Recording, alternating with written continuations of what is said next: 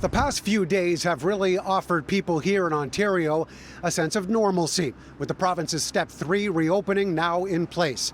Bars and restaurants were busy, gyms and movie theaters are back in business, along with other indoor venues. And while there are still limits, there is something special we haven't felt for at least a year.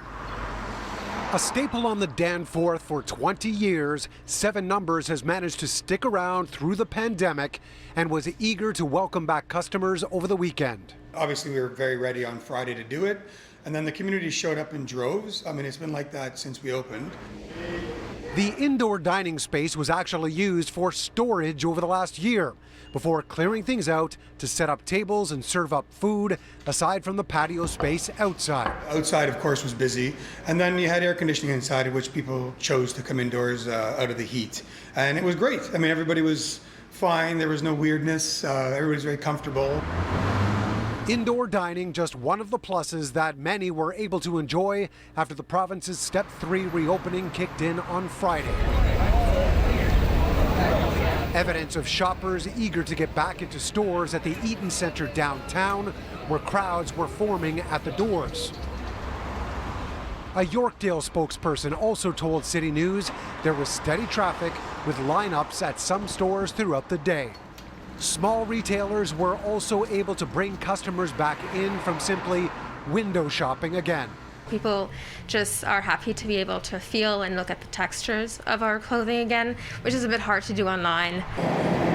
The TTC said there was a bump in Presto taps on Friday and Saturday compared to the last few weeks, a possible indication of more people moving about. As for those who decided to take some liberties beyond the restrictions that are still in place, Toronto's bylaw enforcement followed up on 119 complaints over the weekend. 4 notices were given and 6 charges were laid, although the city didn't say what they were related to. Those who are playing by the rules are doing so in an effort to keep customers happy and businesses up and running once and for all. All of us are doing everything we can to make sure this continues for good. Nobody wants to see another shutdown. Nobody wants to see another closure. Nobody wants anybody to get sick, so everybody's on board. What's interesting about Seven Numbers, and we've heard this from a number of business owners, is that they adjusted the business model and opened a butcher and sandwich shop in the back. Now that it's happened, the hope is to keep it alive while the return to indoor dining takes place as well.